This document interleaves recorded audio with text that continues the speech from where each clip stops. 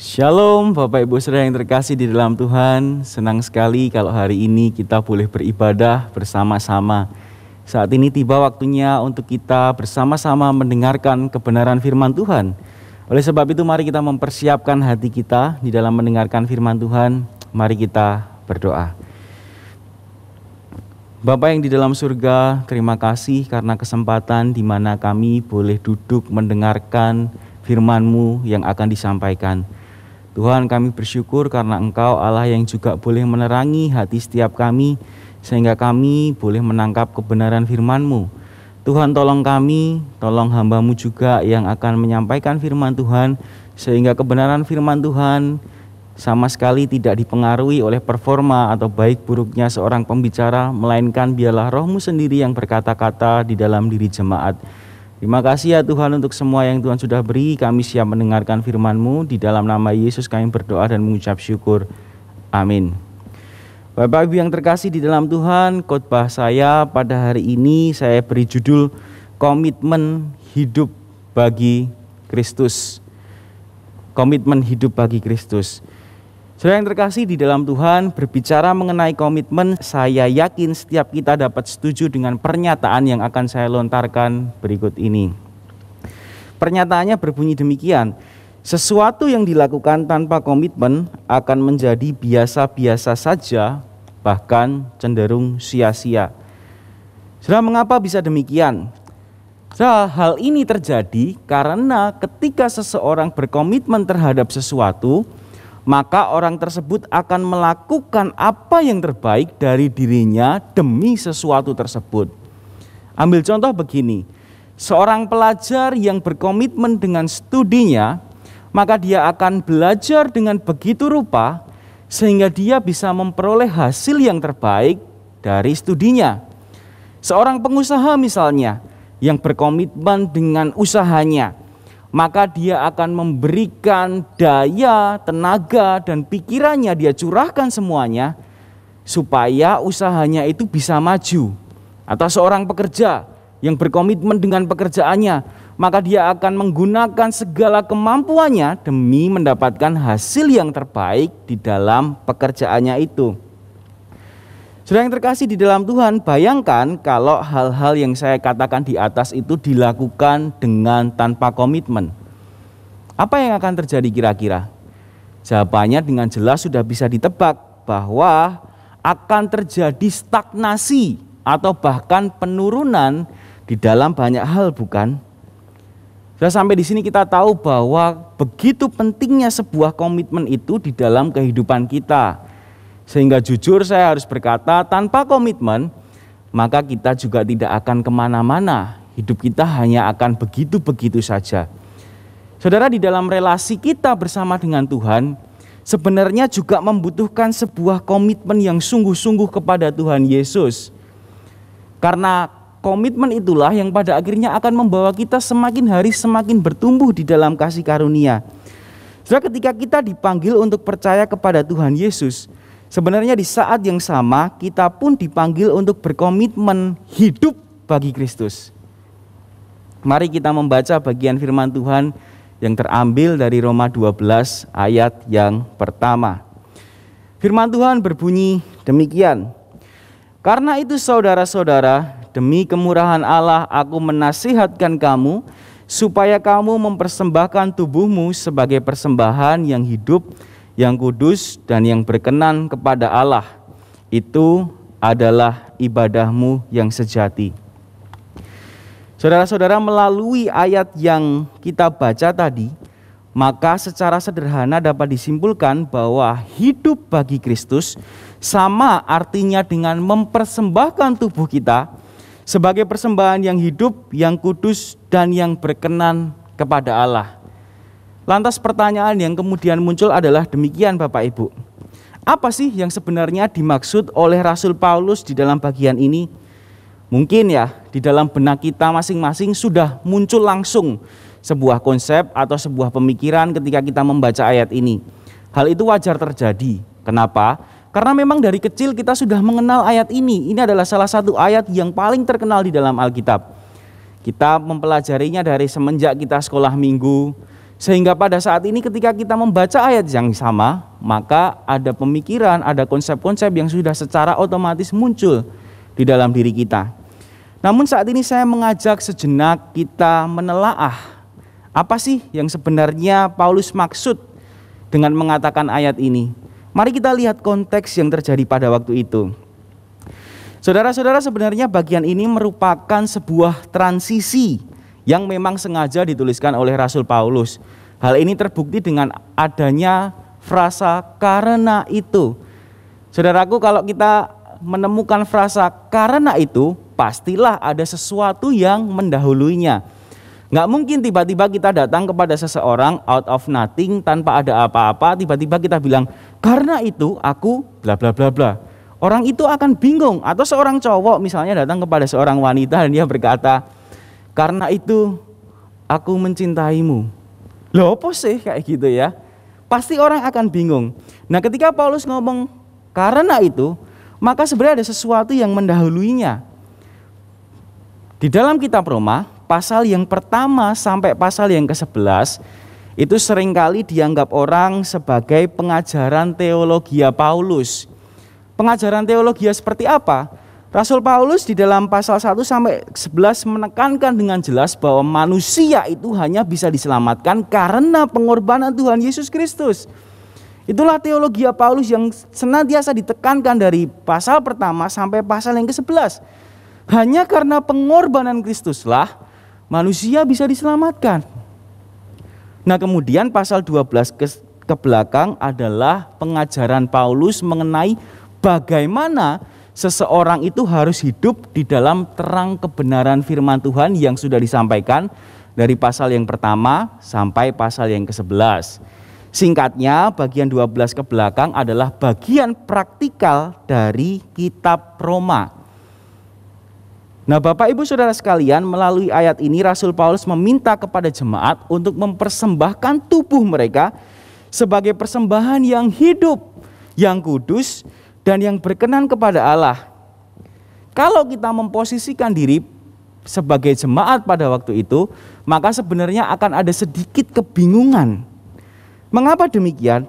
Saudara, memang pada waktu itu praktik mempersembahkan korban itu sudah lazim dilakukan. Baik itu oleh orang Yahudi maupun orang-orang non-Yahudi yang tinggal di kota Roma. Mereka tentu mempersembahkan korban-korban mereka dengan berbagai macam tujuan ya. Ada orang yang memang mempersembahkan korban itu karena mencintai dewanya, pengen menyenangkan dewanya. Atau ada orang yang mempersembahkan korban itu karena ya ini identitas saya, ini tradisi saya sudah lama melakukan ini, keluarga saya juga sudah melakukan ini sejak lama. Ada juga orang yang mau ditebus dosanya, aku memberikan korban supaya dosaku ditebus. Ada juga orang yang mempersembahkan korban karena mereka mau dapat sesuatu dari dewa atau Tuhan mereka. Nah, tapi apapun tujuan mereka, ada satu kesamaan yang umum, yaitu pada waktu mereka mempersembahkan korban, biasanya mereka mempersembahkan binatang yang ujung-ujungnya akan dikorbankan dan binatang itu mati untuk dipersembahkan. Nah, hal ini tentu sangat berbeda dong dengan apa yang dimaksudkan oleh Rasul Paulus. Jadi dalam perenungan saya ya, kira-kira ada dua perbedaan yang saya temukan antara persembahan korban yang lazim pada waktu itu dan apa yang dimaksudkan oleh Rasul Paulus. Yang pertama, mari kita melihat perbedaannya adalah bahwa orang Kristen itu mempersembahkan persembahan yang hidup, kudus, dan berkenan kepada Allah. Saudara, jelas di sini dikatakan bahwa sebagai orang Kristen, mereka tidak mempersembahkan korban yang mati, melainkan mempersembahkan korban yang hidup, yaitu tubuh mereka sendiri. Saudara, Rasul Paulus di dalam bagian teologinya di ayat yang pertama sampai ayat yang 11, salah satunya dia menekankan bahwa sebagai orang Kristen, kita itu sudah diselamatkan dari yang dulunya mati karena dosa, ditebus oleh Kristus, dan kemudian hidup. Nah, kehidupan kita sebagai orang Kristen itu tidak boleh dipakai untuk melayani nafsu dunia yang membawa kematian, melainkan dipersembahkan kepada Allah yang memberi kehidupan. Di dalam Roma 6 ayat 13 misalnya di sana dikatakan, dan janganlah kamu menyerahkan anggota-anggota tubuhmu kepada dosa untuk dipakai sebagai senjata kelaliman. Tetapi serahkanlah dirimu kepada Allah sebagai orang-orang yang dahulu mati, tetapi yang sekarang hidup. Dan serahkanlah anggota-anggota tubuhmu kepada Allah untuk menjadi senjata kebenaran. Setelah melalui bagian ini, Rasul Paulus ingin menekankan kepada jemaat bahwa mereka harus berkomitmen untuk menjalani hidup sehari-hari mereka sebagai persembahan bagi Allah. Persembahan bagi Allah itu yang layak gimana sih sebenarnya? Persembahan bagi Allah itu adalah persembahan yang kudus, nggak bercela. Oleh sebab itu setiap orang percaya ketika mereka mempersembahkan hidup mereka kepada Allah, mereka juga harus berjuang untuk mempertahankan hidup mereka untuk senantiasa kudus di hadapan Allah. Sehingga tubuh yang mereka persembahkan kepada Allah itu menjadi persembahan yang berkenan. Mengapa hal ini penting? Pada masa itu, orang itu ketika mempersembahkan korban kepada misalnya dewa atau kepada Tuhan mereka itu menganggap bahwa antara korban dan kehidupan mereka itu sama sekali tidak ada korelasinya. Orang-orang yang menyembah pagan misalnya, orang-orang yang percaya politeisme, mereka mempersembahkan korban. Iya, memang mereka mempersembahkan korban di kuil dewa. Tetapi kehidupan mereka rata-rata amoral, Bapak Ibu. Jadi nggak ada korelasinya. Mereka berpikir, ya kalau saya sudah mempersembahkan korban, ya sudah, Tuhan sudah senang dengan saya. Hidup saya ya sakarepku, suka-suka aku sendiri. Nah, nggak jauh beda dengan orang yang Yahudi. Banyak sekali di dalam Alkitab orang-orang Yahudi itu ditegur. Misalnya di dalam kitab nabi-nabi kecil, misalnya kayak Amos, Mika. Di sana tuh dengan jelas orang-orang Yahudi itu mempersembahkan korban, tapi kehidupan mereka tuh nggak benar. Nah, sebagai orang Kristen, hal ini tentu tidak diperkenankan. Sebagai orang Kristen kita harus mempersembahkan hidup kita itu sebagai persembahan yang hidup, kudus, dan berkenan kepada Allah. Jadi kita harus berkomitmen dengan sungguh-sungguh di dalam kehidupan ini untuk menjaga diri kita kudus sesuai dengan kebenaran firman Tuhan. Saudara, kalau kita melihat dari kehidupan Tuhan Yesus, bukankah Tuhan Yesus itu sudah memberikan teladan yang begitu gamblang kepada kita? Saudara, di dalam kehidupannya sebagai manusia, Tuhan Yesus itu sadar bahwa dirinya itu adalah korban persembahan bagi Allah yang kudus dan tidak bercela. Ia tahu bahwa ia harus menjaga dirinya itu kudus di hadapan Tuhan. Karena kalau sedikit saja sebagai manusia Tuhan Yesus berdosa, maka tidak ada harapan lagi bagi kita untuk diselamatkan. Hal ini dengan jelas terlihat ketika Tuhan Yesus itu dicobai oleh iblis. Di tengah-tengah padang gurun, Tuhan Yesus tentu lapar ya, haus, ditawari makanan. Tapi Tuhan Yesus menolaknya. Ketika ditawari jabatan, Tuhan Yesus juga menolaknya. Dan ketika Tuhan Yesus direndahkan dan si iblis ngomong, kalau kamu memang anak Allah, jatuhkan dirimu dari sini, hubungan bait Allah. Nanti ada malaikat yang akan menantang kamu. Tuhan Yesus juga nggak mau. Dia tidak mau membuktikan dirinya juga. Ini menunjukkan bahwa Tuhan Yesus itu menjaga dirinya. Dia nggak mau mengikuti perkataan iblis yang membawa dia kepada kesalahan di hadapan Bapa. Tapi dia sungguh-sungguh menjaga dirinya untuk hidup kudus dan hidup benar di hadapan Allah sebagai persembahan yang berkenan kepadanya. Saudara yang terkasih di dalam Tuhan, kita pun hari ini nggak peduli apapun latar belakang kita. Nggak peduli apapun pekerjaan kita, tidak peduli dari manapun kita berasal. Jikalau kita mengaku bahwa diri kita itu adalah orang percaya, maka panggilan untuk mempersembahkan tubuh sebagai persembahan yang hidup, yang kudus, dan yang berkenan kepada Allah merupakan sebuah komitmen yang harus kita jalani. Pertanyaannya Bapak Ibu Saudara sekalian, Apakah untuk berkomitmen mempersembahkan tubuh ini adalah sesuatu yang mudah? Saudara, saya rindu membagikan sebuah cerita bagi kita semua. Waktu saya SMA, saya itu bersekolah di kota Solo juga, di SMK kejuruan, jurusannya analis kesehatan, seperti itu, analis laboratorium.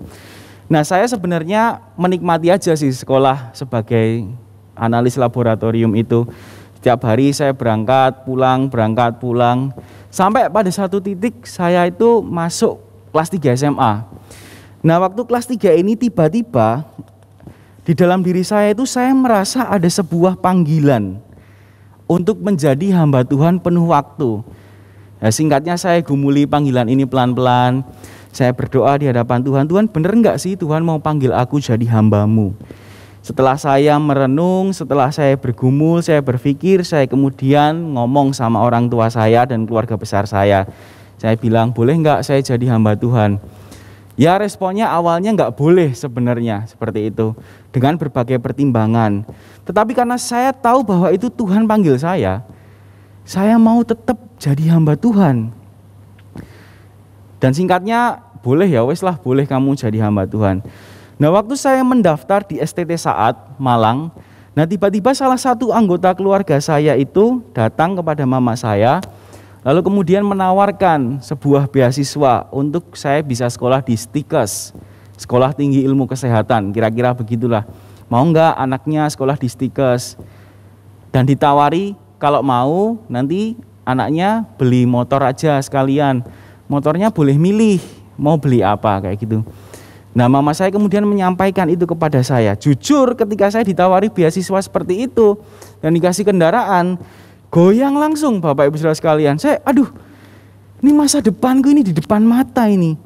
Kalau aku jadi hamba Tuhan, belum tentu aku bisa mendapatkan kehidupan yang bla bla bla bla yang pada saat itu di dalam pikiran saya yang benar itu kayak gini kira-kira. Nah, tapi di dalam pergumulan saya, pada akhirnya Roh Kudus menolong saya untuk saya tetap memilih menjadi hamba Tuhan. Setelah melalui kisah ini saya tidak sedang ingin berkata bahwa kalau kita nggak jadi hamba Tuhan, maka kita belum mempersembahkan hidup kita kepada Allah. Enggak begitu Bapak Ibu. Di dalam kasus saya, kalau misalnya saya menolak panggilan sebagai hamba Tuhan, itu merupakan sebuah pelanggaran. Kenapa? Karena saya dipanggil oleh Tuhan menjadi hambanya. Kalau saya tidak taat, ya itu pelanggaran. Nah, di dalam kehidupan Bapak Ibu, belum tentu Anda dipanggil menjadi hamba Tuhan. Saya bisa aplikasikan sendiri konsep ini. Saya juga tidak sedang ingin berkata bahwa saya hebat, karena saya mampu menolak tawaran yang di depan mata begitu menggiurkan. Tetapi saya cuma ingin berkata bahwa di dalam semuanya itu, Roh Kudus itu memampukan kita untuk memilih apa yang benar. Saudara, dunia sekarang ini begitu gelap. Susah bagi kita untuk berjalan di dalam kekudusan. Tapi ingat, ada Roh Kudus yang menolong kita. Dia adalah Allah yang menuntun kita untuk memilih apa yang benar di hadapan Tuhan. Sehingga kita bisa hidup kudus di hadapan Allah Bapa. Saudara, bagaimana dengan hidup saudara hari ini? Adakah melalui firman ini Tuhan mengingatkan saudara untuk melakukan atau melepas sesuatu demi menjalani hidup sebagai persembahan yang kudus di hadapan Allah? Atau mungkin sebenarnya Anda tahu apa yang harus Anda lakukan, tapi karena itu hal itu terlalu berat atau hal itu terlalu nyaman untuk ditinggalkan, saudara enggan untuk melakukannya? Jika demikian Bapak Ibu Saudara sekalian, hari ini saya rindu mengingatkan setiap kita bahwa ada Roh Kudus yang mengingatkan dan memampukan kita untuk melakukan apa yang benar, sehingga hidup kita menjadi persembahan yang kudus dan yang berkenan kepada Allah.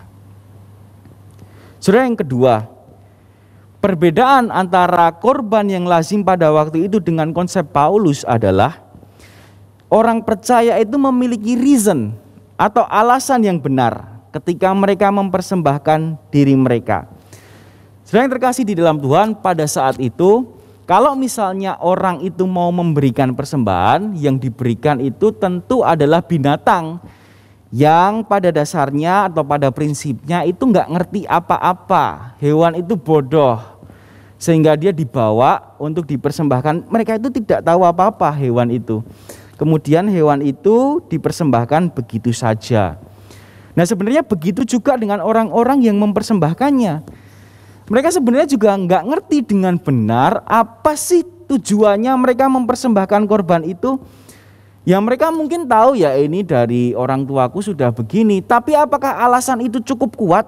Sebenarnya enggak cukup kuat. Tetapi berbeda dengan orang Kristen. Orang Kristen itu mempersembahkan dirinya sebagai persembahan yang hidup, bukan karena tradisi atau ritual yang sudah berlangsung selama bertahun-tahun, melainkan dengan sebuah kebenaran kokoh yang mereka pegang di dalam kehidupan mereka. Hal ini terlihat dari perkataan Paulus di mana dia mengatakan bahwa ini adalah ibadahmu yang sejati. Nah, Paulus secara menarik memberikan tulisannya dalam bagian ini dengan menggunakan frasa ten logiken latreian. Nah, kata logiken ini berasal dari kata logikos di dalam bahasa Yunani yang sebenarnya memiliki arti reasonable atau masuk akal, atau juga bisa diterjemahkan to being carefully thought through. Artinya dipikirkan dengan hati-hati, dengan seksama, dengan dalam. Kira-kira begitu. Kalau saya salah menerjemahkan, mohon maaf, nanti sudah bisa perbaiki sendiri ya. Nah, berdasarkan dengan bagian ini, oleh sebab itu saya lebih suka mengutip terjemahan King James Version untuk bagian ini, di mana di sana diterjemahkan seperti ini. Itu adalah ibadahmu yang masuk akal, atau ayat lengkapnya adalah persembahkanlah tubuhmu sebagai persembahan yang kudus, yang hidup, yang kudus dan yang berkenan kepada Allah. Itu adalah ibadahmu yang masuk akal. Loh, kok bisa masuk akal? Maksudnya gimana? Nah, hal ini berarti ketika orang percaya memberikan diri mereka sebagai persembahan kepada Allah, orang Kristen itu tidak mempersembahkan diri karena ikut-ikutan menjalani tradisi misalnya, enggak ikut-ikutan begitu. Karena tidak terkena misalnya brainwashing, cuci otak dan kemudian ya udah saya terkena, oh iya saya mempersembahkan diri kepada Allah. Alasannya apa? Ya enggak tahu, pokoknya saya disuruh gini. Bukan seperti itu. Tapi dengan tegas Paulus berkata bahwa ketika kita mempersembahkan diri kita kepada Allah, karena kita tahu bahwa itu adalah hal yang paling masuk akal untuk dilakukan. Kita sudah mengerti nih tentang Kristus yang sudah menyelamatkan. Di dalam kitab Roma jelas dikatakan bahwa Kristus adalah satu-satunya jalan keselamatan. Karena kematian itulah manusia bisa memperoleh keselamatan. Atas dasar inilah kemudian secara sadar orang Kristen itu mempersembahkan diri mereka kepada Allah. Saya bisa nangkap maksudnya ya. Karena kita tahu apa yang benar, apa yang kokoh, apa yang tidak tergoyahkan, maka kita mempersembahkan diri kita kepada Allah. Kita tidak mempersembahkan diri kepada Allah karena hanya ikut-ikutan saja, atau bahkan karena kena cuci otak, brainwashing atau apapun. Kita mempersembahkan diri kepada Allah karena kita tahu apa yang benar.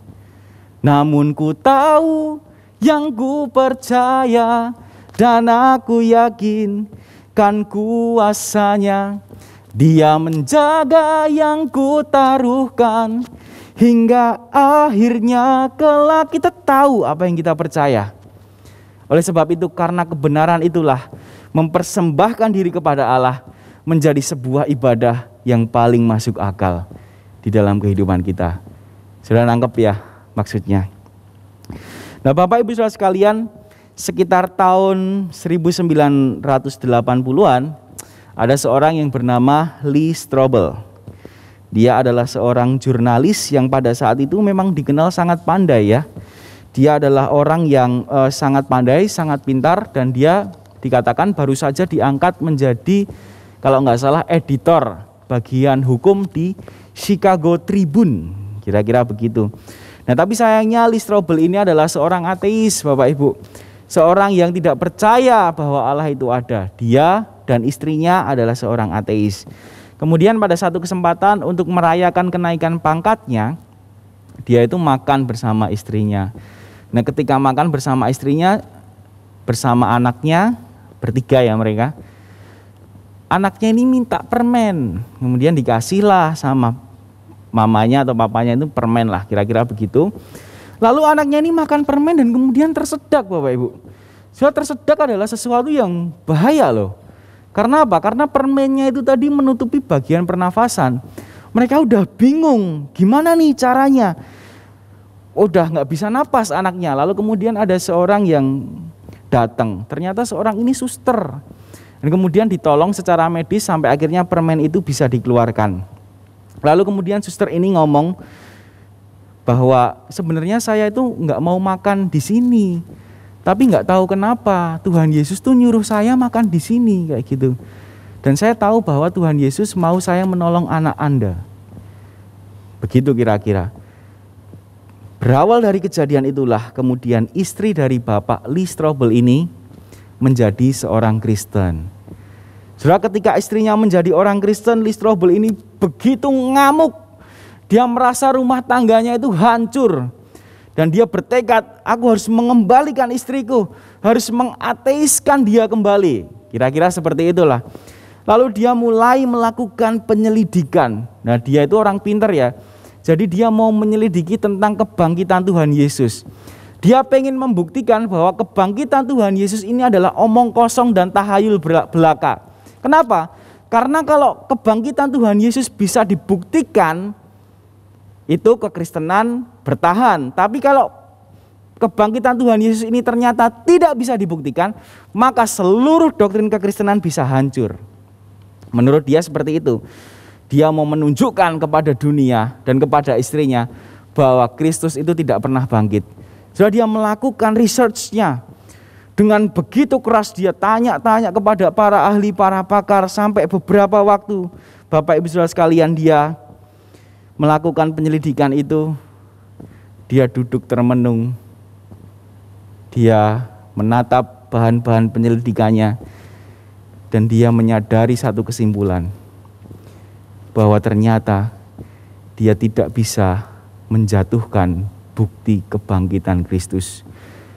Kristus yang bangkit itu buktinya begitu terpampang dengan jelas di depan dia. Bukan hanya secara teologi, melainkan secara sains, ilmu pengetahuan. Dia nggak bisa menyangkali itu. Dia tidak bisa membuktikan bahwa Tuhan Yesus tidak bangkit. Nggak bisa. Malah semakin dia mencari, dia semakin tahu bahwa Tuhan Yesus benar-benar bangkit dari kuburnya. Dan singkat cerita, Bapak Lee Strobel ini berkata kepada Tuhan, God, sambil menangis dia berkata, you win. Tuhan, engkau menang. Dan apa yang terjadi setelah itu? Bapak Lee Strobel menerima Tuhan Yesus sebagai Tuhan dan Juru Selamatnya. Bukan hanya sebagai orang Kristen, dia malah memberikan dirinya sebagai hamba Tuhan. Bapak Ibu, ini adalah cerita dari Bapak Lee Strobel yang menemukan kebenaran. Saudara bisa lihat sendiri, ada filmnya, judulnya The Case for Christ. Itu kisah nyata ya. Tapi poin saya di sini adalah ketika Bapak ini menemukan bahwa kebenaran itu benar-benar terpampang jelas di depan mata, respon yang paling benar adalah apa? Memberikan hidup kepada Tuhan. Saudara-saudara, hari ini kita telah diajarkan mengenai kebenaran firman Tuhan tentang karya penebusan Kristus. Kemarin baru saja Paskah. Berapa kali lagi pengajaran ini harus dipampangkan di depan kita semua? Pertanyaan yang kemudian muncul adalah, kalau kita sudah tahu kebenaran ini, maukah kita berkomitmen untuk hidup bagi Allah dengan mempersembahkan diri kita sebagai persembahan yang hidup, yang kudus, dan yang berkenan kepada Allah? Mari kita renungkan pertanyaan ini. Saya mengajak kita untuk mengambil waktu sejenak di hadapan Allah. Mari dengan sungguh-sungguh kita bertanya di dalam hati, adakah saya sudah berkomitmen untuk hidup bagi Allah? Sudahkah saya dengan sungguh telah mempersembahkan hidup saya sebagai persembahan bagi Dia? Mari saat ini kita menyatakan komitmen kita kepada Tuhan, pribadi lepas pribadi. Berdoalah di hadapan Tuhan dan katakan, God, Tuhan, aku mau mempersembahkan hidupku kepadamu. Aku mau mempersembahkan hidupku kepadamu.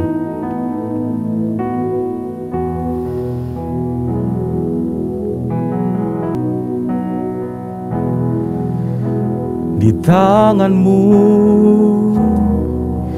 ini janjiku, senap hidupku untukmu.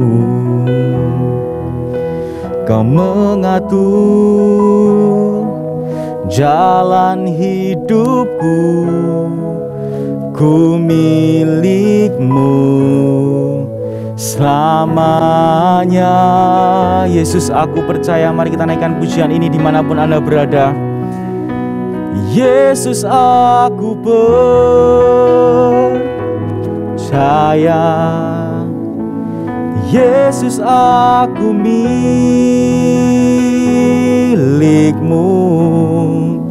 ku hidup karenamu dan hanya untukmu selamanya.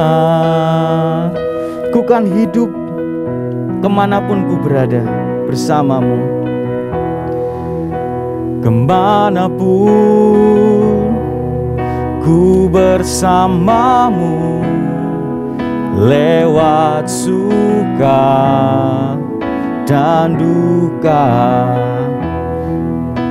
Ku kan hidup dalam jalanmu dengan janjimu selamanya. Jadikan ini komitmen setiap kita. Yesus, aku percaya. Yesus, aku milikmu. Yesus, aku percaya. Yesus, aku milikmu,